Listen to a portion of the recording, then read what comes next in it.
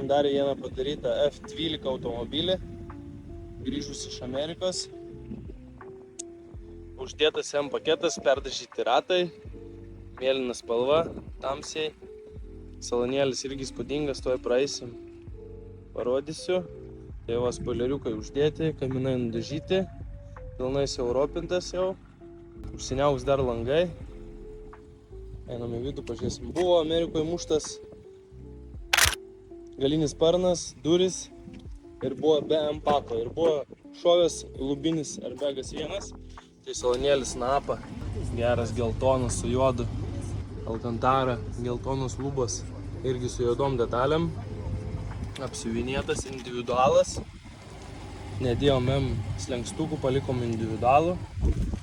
Uždėjom M vairą. Padarėm Forget apdailą. Tiek pat gale. Irgi padarėm. Tai iš tikrųjų automobilis 650 į. Gražuolis, iš tikrųjų gražuolis.